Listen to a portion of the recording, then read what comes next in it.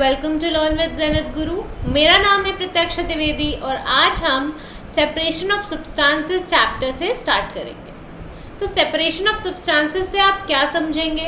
किसी भी ऐसी चीज़ में से कुछ भी अनवांटेड या फिर हार्मफुल सब्सटेंस को सेपरेट करके उसमें से यूजफुल सब्सटेंस को ऑब्टेन करना, ये प्रोसीजर होता है, यही मेनली होता है सेपरेशन ऑफ सब्सटेंसेस में। आगे हम इस चैप्टर में वेरियस ऐसे प्रोसीजर्स पढ़ेंगे जिसमें हम किन तरह से, किन किन तरीक़ों से, किन किन मेथड्स से चीज़ों को सेपरेट करते हैं। अब जैसे कि यहाँ पे हम देख सकते हैं कि tea leaves are separated from the liquid with a strainer. आपके घर में भी छन्नियाँ होते होंगे, जब भी आप चाय छानते होगे तो चाय को पहले छन्नी में डालते होंगे, फिर वो छन के कप या ग्लास में जाती है, क्योंकि यहाँ पे जो टी लीव्स हैं उनके हमें क्या है, they are not useful for us any more. जो उनका काम था वो अब हो चुका है, इसलिए हमने उसे टी में से सेपरेट कर दिया। वैसे ही आप यहाँ पे देख सकते हैं कि butter is taken out by churning milk और चर्निंग कर्ड। ठीक है, लोग मथनी से मथ के दूध या फिर दही में से बटर ऑब्टेन करते हैं। ठीक, और जो बाकी होता है उसे, जो लेफ्ट आउट मटेरियल होता है उसे फेंक देते हैं या मोस्टली फीड कर देते हैं किसी एनिमल को। वैसे ही आपने ये भी देखा होगा कि कभी कभी हम लोग जैसे जब भी चावल बनाने जाते हैं तो उससे पहले हम उसमें से कभी कभी जो कंकड़ होते हैं उन्हें छांट के हटा देते हैं, या अगर उसमें कुछ और ऐसा इंसेक्ट होता है तो उसे हटा देते हैं। तो ये सब हम क्या करते हैं, इसमें हम सेपरेशन कर रहे होते हैं सब्सटेंसेस में से अनवांटेड या फिर हार्मफुल चीज़ों का। ठीक, तो यहाँ पे एक टेबल दी है that why do we separate substances. अब यहाँ पे सेपरेशन प्रोसेस दिया है, purpose for which we do the separation, हम किस वजह से सेपरेशन करते हैं, और हम सेपरेटेड कंपोनेंट्स, जो चीज़ें अलग हमने कर दी हैं, उसका यूज़ क्या होता है, या हम उसका करते क्या हैं। सेपरेट स्टोन्स फ्रॉम राइस, ठीक है, to separate two different but useful components. ठीक है, हम उन दोनों को सेपरेट करते हैं, स्टोन को और राइस को, और हम जो सॉलिड कंपोनेंट होता है, स्टोन होता है, उसे फेंक देते हैं।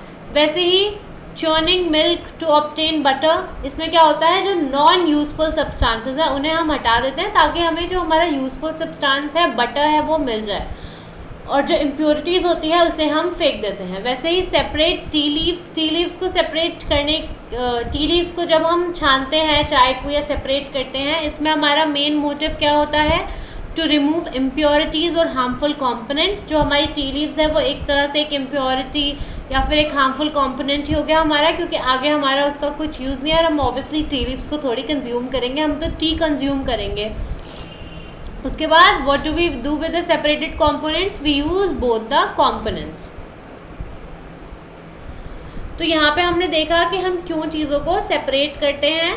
यहाँ पे हम देख सकते हैं, we see that before we use a substance we need to separate harmful और non useful substances that may be mixed with it. ठीक है, क्यों सेपरेट करना होता है, ताकि हम उससे हार्मफुल या फिर नॉन यूजफुल सब्सटेंसेस सेपरेट कर सकें। Sometimes we separate even useful components if we need to use them separately. अब हमें किसी चीज़ को किसी एक सब्सटेंस को सेपरेट करके उसके दो डिफरेंट यूजेस करने हैं, बट दोनों इंपॉर्टेंट हैं, हम इस वजह से भी सेपरेशन करते हैं। हमेशा सेपरेशन ऑफ सब्सटेंसेस का ये मोटिव नहीं होता है कि उसमें से कुछ एक हार्मफुल या फिर नॉन यूजफुल चीज़ हमें हटानी है। ठीक है, the substances to be separated may be particles of different sizes और मटीरियल्स। ठीक है, These may be in any three forms of matter, solid हो सकते हैं, लिक्विड हो सकते हैं, और गैसियस फॉर्म में भी हो सकते हैं। अब मैंने आपको बोला था कि हम आगे इस चैप्टर में पढ़ेंगे कि मेथड्स क्या क्या होते हैं सेपरेशन के। ठीक है, तो यहाँ पे पहला मेथड दिया है हैंड पिकिंग का। अब हैंड पिकिंग की जब बात आती है तो सबसे पहली चीज़ जो हमारे दिमाग में आनी चाहिए वो होता है, जब हम चावल से कंकड़ हटाते हैं तो वी हैंड पिक इट। ठीक है, तो यहाँ पे हम पढ़ेंगे hand picking can be used for separating slightly larger sized impurities like the pieces of dirt, stone and husk from wheat, rice or pulses। अब obviously बात है, जो एकदम minute या फिर ऐसे dust particles होंगे उन्हें तो हम हैंड पिक नहीं कर सकते, बट अगर थोड़े से स्लाइटली लार्जर साइज कुछ भी ऐसी इम्प्योरिटीज़ या अनवांटेड सब्सटेंसेस होंगे, स्टोन्स वगैरह, तो उन्हें तो हम हटा सकते हैं हैंड पिक करके. The quantity of such impurities is such not very large. ठीक है, ये इम्प्योरिटीज़ बहुत ज़्यादा लार्ज नंबर में नहीं होती हैं, वरना अगेन हमारे लिए बहुत प्रॉब्लम हो जाएगी उसे हाथों से हटाने में. In such situations we find that hand picking is a convenient method of separating substances. जहाँ पे जो impurities है उनका साइज क्या हो, स्लाइटली लार्जर हो. ठीक है, और जो impurities है वो बहुत ज़्यादा लार्ज अमाउंट में प्रेजेंट ना हो. उसके बाद दूसरा जो मेथड दिया है वो होता है थ्रेशिंग का. अब थ्रेशिंग में क्या होता है, आपने देखा होगा कि लोग क्या करते हैं, बंडल ऑफ व्हीट या फिर पैडी स्टॉक्स को इकट्ठा ऐसे एक्यूमुलेट करके एक उसका बंच बना लेते हैं, एंड देन नीचे एक कोई प्लेटफॉर्म होता है, stone platform, and then they just take it and thrash it against the platform. तो क्या होता है, उससे स्टॉक में से सीड्स जो होते हैं वो सेपरेट हो जाते हैं. ठीक है, ये होता है थ्रेशिंग का मेथड. यहाँ पे एक फ़ोटो भी दी होगी नीचे थ्रेशिंग की, जहाँ पे आप देख सकते हैं. इन दिस प्रोसेस क्या लिखा है, the stalks are beaten to free the grain seed. ये इन्होंने स्टॉक ले रखा है, इन्होंने इस प्लेटफॉर्म पे उस स्टॉक को मारा और इससे क्या हुआ, जो ग्रेन सीड्स हैं वो सेपरेट हो गई. Sometimes threshing is done with the help of bullocks. ठीक है, machines are also use to thresh large quantities of grain. Again अगर जो क्रॉप है वो टन्स एंड टन्स में उसका प्रोडक्शन है तो उसे मैनुअली करना बहुत डिफ़िकल्ट हो जाएगा. इसीलिए ऐसे केसेस में मशीन्स भी यूज़ होती हैं लार्ज क्वांटिटी ऑफ ग्रेन्स की थ्रेशिंग करने के लिए. ठीक है, उसके बाद हमने यहाँ पे देखा एक एक्टिविटी दी है, make a mixture of dry sand with sawdust और पाउडर्ड ड्राई लीव्स. ठीक है, हमें एक मिक्सचर बनाना है ड्राई सैंड का सॉडस्ट या फिर पाउडर्ड ड्राई लीव्स के साथ. उसके बाद keep this mixture on a plate और अ न्यूज़पेपर. हमने प्लेट या न्यूज़पेपर पे उस मिक्सचर को रखा. अब हमें उस मिक्सचर को केयरफुली देखना है. हम डिफरेंट कंपोनेंट्स देख पा रहे हैं आसानी से. ठीक है, अब यहाँ पे हमें उस मिक्सचर को एक ओपन प्लेटफॉर्म में लेके जाना है. ठीक है, ओपन ग्राउंड में, and stand on a raise platform. हमें एक हाइटेड प्लेटफॉर्म पे, एक ऊंचे प्लेटफॉर्म पे खड़े होना है. अब हमें उस मिक्सचर को एक प्लेट या शीट ऑफ पेपर पे रखना है. होल्ड द प्लेट और the sheet of paper containing the mixture at your shoulder height. Tilt it slightly so that the mixture slides out. ठीक है, आपने शोल्डर हाइट पे रखा और उसे आप धीरे से टिल्ट करेंगे. अब यहाँ पे क्या होगा, जो कंपोनेंट्स है sand and sawdust, do they fall at the same place? Is there component that blows away? Did the wind manage to separate two components? हाँ, यहाँ पे दोनों के वेट में डिफरेंस होगा. तो क्या होगा, जो हेवियर कंपोनेंट होगा वो आगे गिरे, उसी ऑन द स्पॉट, उसी स्पॉट पे गिर जाएगा जब हम ऐसे ऐसे उसे टिल्ट करके मूव कर रहे होंगे, और जो लाइटर कंपोनेंट होगा वो थोड़ा आगे उड़ के गिर जाएगा. ठीक है, इस प्रोसेस को हम विनोइंग कहते हैं. ये एक सेपरेशन मेथड होता है जो कि मोस्टली थ्रेशिंग के बाद यूज़ होता है. अब आप यहाँ पे ये देख सकते हैं, एक डायग्राम दिया है जहाँ पे एक लेडी है जो थोड़े हाइटेड प्लेटफॉर्म पे खड़ी हैं. इनके हाथ में ये सूप है, ये डायरेक्शन है एयर की. अब इसमें इनके पास ग्रेन्स हैं. अब इन्हें सेपरेट क्या करना है, हस्क को ग्रेन्स से इन्हें सेपरेट करना है. अब ग्रेन्स क्या होती हैं, हैवियर होती हैं. हस्क क्या होती है, जो ग्रेन के ऊपर की लाइटर एक कवरिंग होती है. बट ऑब्वियसली क्योंकि वो यूज़फुल नहीं है, वो एडिबल नहीं है, तो उसे इन्हें सेपरेट करना पड़ेगा. तो जब भी अपनी शोल्डर हाइट पे थोड़ा सा सूप को ऐसे टिल्ट करेंगे तो क्योंकि ग्रेन हैवियर है वेट में, वो उसी जगह गिर जाएगी और हवा के बहाव के साथ जो हस्क है वो थोड़ा आगे जाके एक हीप फॉर्म कर लेगा. इस प्रोसेस को हम विनोइंग कहते हैं. The husk particles are carried away by the wind. The seed of grains get separated from a heap near the platform of the winnowing. वही जो चीज़ मैंने अभी आपको ऊपर समझाई. The separated husk is used for many purposes such as fodder for cattle. अब वो जो husk है वो humans के लिए नॉन यूज़फुल है. ठीक है, बट फॉर कैटल्स वही यूज़फुल है, वो उनका चारा बन जाता है वो हस्क. तो इनफैक्ट यहाँ पे हमने दो चीज़ों को सेपरेट किया क्योंकि दोनों का हमें डिफरेंट यूज़ था. ठीक, यहाँ पे अगेन आप देख सकते हैं, this method is commonly use by farmers to separate lighter husk particles from heavier seeds of grains. ठीक, उसके बाद जो मेथड आता है वो होता है हमारा सीविंग का मेथड। अब सीविंग का मेथड क्या होता है, इसमें सबसे सिंपल चीज़ जो सीविंग में आप समझ पाएंगे, सबसे इजी डेली यूज़ का जो हमारा एक एग्जाम्पल होगा वो क्या होगा सीविंग का।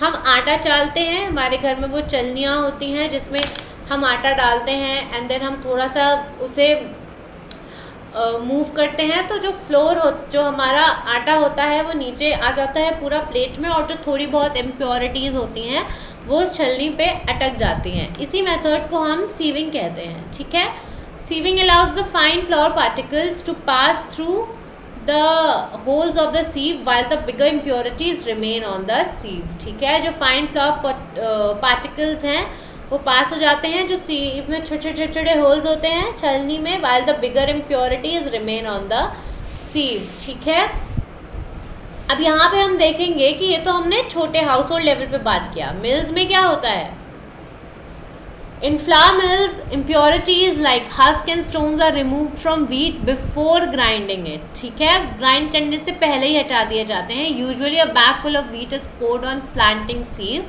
The sieve removes pieces of stone, stalk and husk that may still remain with wheat after threshing and winnowing. Threshing and winnowing के बाद भी कुछ impurities आ जाती हैं, तो यहाँ पे इन्होंने सीमेंट का एग्जाम्पल दिया है, बट ऐसे ही किसी टिल्टेड सीव पे ये लोग आटा भी गिरा देते हैं, तो क्या होता है आटा यहाँ पे कलेक्ट हो जाएगा, जो उसमें इम्प्योरिटीज़ होंगे हस्क या फिर स्टोन्स वो यहाँ पे ही रुक जाएंगे। अब ऐसे ही आपने देखा होगा किसी भी कंस्ट्रक्शन साइट पे सीमेंट में से बालू में से ऐसे ही जो गिट्टियाँ होती हैं या फिर जो शेल्स होते हैं, कुछ ऐसी इम्प्योरिटीज़ होती हैं, उन्हें हटाया जाता है। तो क्या होता है, ये ऐसे बड़ा सा एक स्ट्रक्चर होता है, सीव होता है, इसमें इन्होंने डाला बालू, जो छन के बालू नीचे आएगा वो प्योर हो जाएगा, और जो ऊपर उसमें पेबल्स या स्टोन्स होंगे सैंड में वो यहीं पे रुक जाएंगे। ठीक, तो अभी तक हमने क्या पढ़ लिया, हैंड पिकिंग पढ़ लिया, थ्रेशिंग पढ़ लिया, विनोइंग पढ़ लिया, सीविंग पढ़ लिया। ये क्या थे हमारे सब्सटेंसेस के सेपरेशन के वेरियस मेथड्स। अब हम पढ़ेंगे कि सेडिमेंटेशन, डिकेंटेशन और फिल्ट्रेशन क्या होता है। ठीक है, सेडिमेंटेशन, डिकेंटेशन और फिल्ट्रेशन भी वेरियस हमारे सेपरेशन मेथड्स हैं। अब हम इनके बारे में पढ़ेंगे कि ये कैसे यूज़ होते हैं, कैसे इनका मतलब डिफरेंट सब्सटेंसेस को सेपरेट करने में यूज़ होता है, etcetera etcetera. Sometimes it may not be possible to separate components of a mixture by winnowing and hand picking. ठीक है, for example there may be lighter impurities like dust or soil particles in rice or pulses. अब जो बहुत ही छोटे, अब जैसे आप dust या सॉइल पार्टिकल्स की बात करें, वो बहुत ही छोटे होते हैं साइज में, तो ऐसे इम्प्योरिटीज़ को हटाने के लिए हम क्या करेंगे। राइस और pulses are usually washed before cooking. When you add water to these impurities,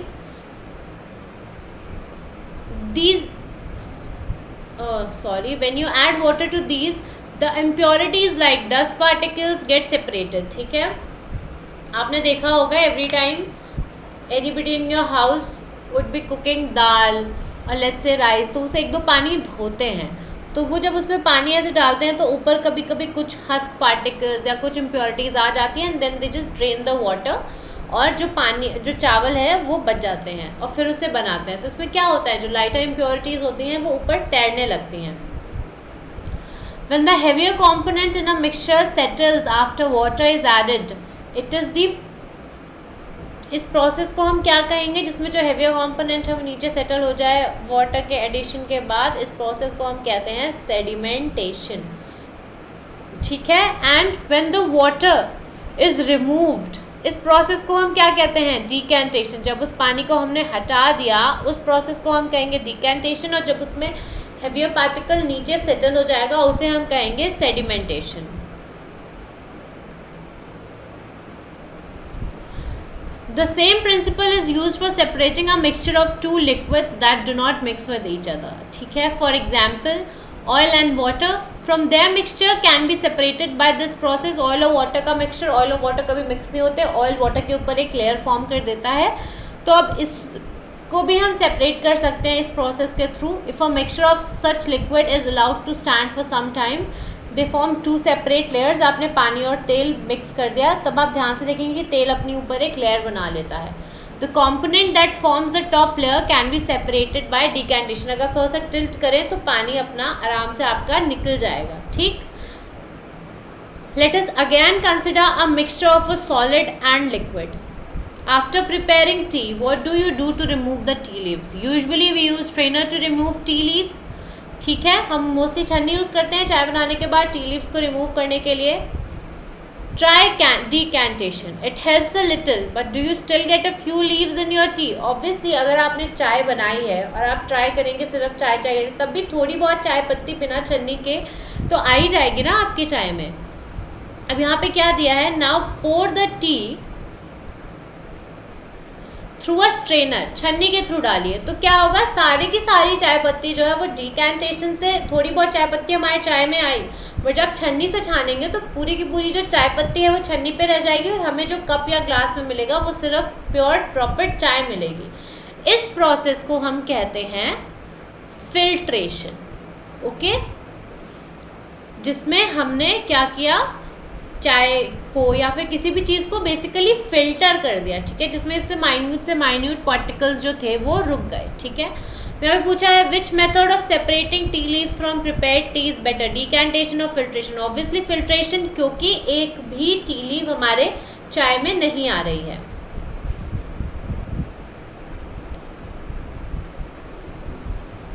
अब यहाँ पे एक एक्टिविटी दी है, collect some muddy water from a pond और अ रिवर. ठीक है, if it's not available mix some soil to water in a glass. ठीक है, थोड़ा सा आपने मिट्टी मिला दी पानी में, आप किसी भी गंदे ऐसे मतलब मडी वाटर उठा के ले किसी पॉन्ड या फिर रिवर के पास से. Let it stand for half an hour, observe the water carefully. तो क्या होगा, जब आप थोड़ी देर बाद उसे पानी को रख देंगे, थोड़े टाइम बाद आप क्या देखेंगे कि जो मिट्टी है वो नीचे क्या होगी, वो सेटल हो जाएगी. ठीक है. Does some soil settle at the bottom of water? Why? What will you call this process? इस प्रोसेस को हम कहेंगे सेडिमेंटेशन, क्योंकि जो उसमें सॉइल पार्टिकल्स थे वो हैवी थे, वो नीचे क्या हुए आपके, सेटल हो गए. ठीक है, इस प्रोसेस को हम सेडिमेंटेशन कहेंगे. And yes, we will see a layer of soil in the bottom of the water. Now slightly tilt the glass without disturbing the water. Let the water from the top flow into another glass. What will you call this process? अब इन्होंने क्या किया, यहाँ पे settle हो गया, ये तो हमारा सेडिमेंटेशन था. अब ये क्या कर रहे हैं, सेपरेशन कर रहे हैं विदाउट एनी फिल्ट्रेशन, तो इसे हम कहेंगे डिकैंटेशन. ये हमारा डिकैंटेशन का प्रोसेस हो रहा है, जहाँ पे बिना सॉइल को ज़्यादा डिस्टर्ब किए हम सीधे सीधे पानी उसमें से सेपरेट कर दे रहे हैं. ठीक है, अब भी हम देखेंगे कि थोड़े बहुत हमारे मिट्टी का टुकड़ा आ जाएगा. ठीक है, अब यहाँ पे हम क्या करेंगे, यहाँ पे हम किसी भी let us try filtering the water through a piece of cloth. किसी भी कपड़े से छानने की कोशिश करेंगे. In a piece of cloth small holes और pores remain in between the woven threads. These pores in a cloth can be used as a filter. ठीक है, आपने देखा होगा इसको हम एज फिल्टर यूज़ कर सकते हैं, क्योंकि जो ऐसे वोवन कपड़े होते हैं उनमें बीच बीच में भी इसमें भी थोड़े थोड़े थ्रेड्स होते हैं विच में वर्क एज अ फिल्टर. तो जब हम डिकैंटेशन के बाद भी जो पानी होगा, जब हम उसे फिल्टर करेंगे तब हम देखेंगे कि कोई भी इम्प्योरिटी नहीं आएगी, वो प्रॉपरली क्या होगा, हमारा सेपरेट हो गया होगा. ठीक है, यहाँ पे वही हमें एग्जाम्पल दिया है किसका, एक फिल्टर पेपर का. इसमें बहुत ही ज़्यादा फाइन पोर्स होते हैं जो कि even slightest to slightest impurity को भी क्या कर लेती है, उसे मिक्स नहीं होने देती है, उसे स्टॉप कर लेती है, so that the separation can occur properly. ठीक है,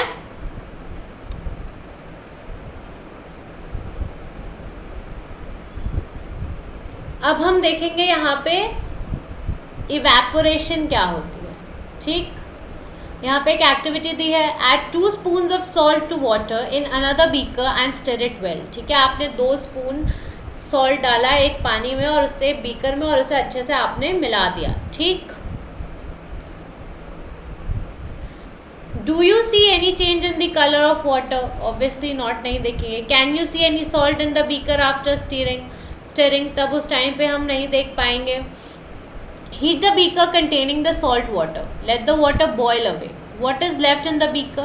In this activity we use the process of evaporation to separate a mixture of water and salt. जब आपने उस पानी को गर्म किया तो सारा पानी evaporate हो गया और जो चीज़ पीछे रह गई वो क्या थी, वो था हमारा salt. In the process of conversion of water into its vapor is called evaporation. ठीक है, the process of conversion of water into vapour, इसको हम इवेपोरेशन कहते हैं. और जब आपने इवेपोरेट कर दिया तो वो हमारा क्या हो गया, सिर्फ सॉल्ट बच गया. ठीक है, the process of evaporation takes place continuously where water is present. Where do you think salt comes from water. अब हमें ये देखना है कि हमारा सॉल्ट आता कैसे है. हमने सुना तो है सी सॉल्ट, बट सी सॉल्ट होता क्या है. सी सॉल्ट होता है हमारा, जैसा कि आप यहाँ देख सकते हैं, ये इन्होंने डिफरेंट क्या कर दिए हैं, ब्लॉक्स बना दिए हैं. इसमें ये क्या करते हैं, हमें पता है कि जो सी का वाटर होता है वो खारा होता है. ठीक है, उसमें सॉल्ट पार्टिकल्स प्रेजेंट होते हैं. तो जब उस पानी को ये लोग ऐसे जगह जगह ब्लॉक कर लेते हैं एंड देन उसे सनलाइट में छोड़ देते हैं. थोड़े टाइम बाद क्या होता है, जो पानी होता है वो इवेपोरेट हो जाता है and what is left behind is salt. ठीक है, obtaining salt from sea water. This is how we obtain salt from sea water. Use of more than one method of separation. अब हम यहाँ पे देखेंगे कि हम कैसे एक से ज़्यादा मेथड यूज़ करते हैं सेपरेशन के. We have studied some methods of separation. We have studied some methods for separation of substances from their mixtures. Often one method is not sufficient to separate the different substances present in a mixture. ठीक है, हमने देख लिया कि कभी कभी सिर्फ एक मेथड उतना सफिशिएंट नहीं होता है कंप्लीटली क्या करने को, दो मिक्सचर्स को सेपरेट करने के लिए. इसीलिए अब हम इसमें देखेंगे कि कैसे हम एक से ज़्यादा मिक्सचर्स मेथड्स यूज़ कर सकते हैं सेपरेट करने के लिए. ठीक है, तो यहाँ पे एक एक्टिविटी दी है, take a mixture of sand and salt, how will you separate this. अब आप सैंड और सॉल्ट को कैसे सेपरेट करेंगे. हमने ऑलरेडी देख लिया कि हैंड पिकिंग इन सब चीज़ों में काम नहीं आएगी. ठीक है, और ना ही हम इसे डिकैंटेशन या फिल्ट्रेशन के थ्रू सेपरेट कर सकते हैं. तो हम इसे कैसे सेपरेट करेंगे. Now we need to separate salt and water from the decanted liquid. Transfer the liquid into kettle and close its lid. तो अब हम देखेंगे कि कंडेंसेशन क्या होता है. कंडेंसेशन होता है व्हेन द वाटर ड्रॉप, जो हम वाटर ड्रॉप्स अभी ऑब्जर्व करेंगे नीचे जो एक डायग्राम दिया उसमें, falling from the plate were due to condensation of steam. The process of conversion of water vapour into its liquid form is called condensation. ठीक है, वाटर से वाटर वेपर बना एंड देन अगेन उसको हमने liquid form में convert कर दिया. यहाँ पे ये जो स्टीम थी ये एक इस मेटल प्लेट में जाके कंडेंस हुई एंड देन अगेन यहाँ पे ये वाटर फॉर्म में कन्वर्ट हो गई. ये हमारा क्या होता है, ये हमारा कंडेंसेशन का प्रोसेस होता है. अब हम यहाँ पे देखेंगे, can water dissolve any substance, any amount of substance. ठीक है, इसके लिए हमें क्या करना है, हमें एक बीकर या फिर एक स्मॉल पैन लगेगा, एक स्पून, सॉल्ट और वाटर. ठीक है, तो हम पहले क्या करेंगे कि हम पानी में सॉल्ट को मिक्स करते जाएंगे. जब हम स्टार्टिंग में 1-2 स्पून मिक्स करेंगे तो हमें दिखेगा कि वो मिक्स हो रहा है, but after a certain point of time वो मिक्स होना बंद हो जाएगा और फिर हम नीचे क्या देखेंगे, सॉल्ट पार्टिकल्स सेटल होने लगेंगे. ठीक है, तो यहाँ पे हम क्या समझेंगे, this means that no more salt can be dissolved in the amount of water we have taken. The solution is now set to be saturated. Saturated मतलब उसका 100% हो चुका है, उससे ज़्यादा it can not intake anything. ठीक है, तो अब इससे ज़्यादा सॉल्ट वो वाटर अपने में डिजॉल्व नहीं कर सकता है, इसीलिए हम नीचे उसमें सॉल्ट पार्टिकल्स सेटल होते हुए देखेंगे.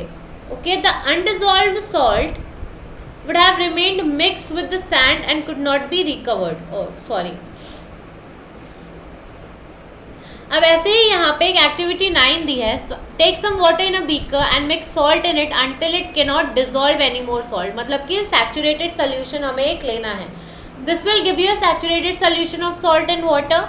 Now add a small quantity of salt to this saturated solution and heat it. आपने थोड़ा और क्वांटिटी ऑफ सॉल्ट ऐड किया सैचुरेटेड सोल्यूशन में और हमने उसे हीट कर दिया। अब इसमें क्या होगा, इसमें हम देखेंगे कि जो सॉल्ट है, तो जब हम उस बीकर में सॉल्ट और ऐड करते जाएंगे एंड देन उस सैचुरेटेड सोल्यूशन को हम हीट करेंगे और उसके बाद जब हम उसमें सॉल्ट ऐड करेंगे तो हम देखेंगे अब उसमें सॉल्ट डिज़ोल्व हो जा रहा है। इसका क्या मतलब है कि एक सैचुरेटेड सोल्यूशन को हीट करने के बाद जो उसकी टेंडेंसी होती है to dissolve more substances into it, वो इंक्रीज हो जाती है। ठीक है, I guess with this we have pretty much summed up the chapter. Thank you for watching. Stay connected to our channel.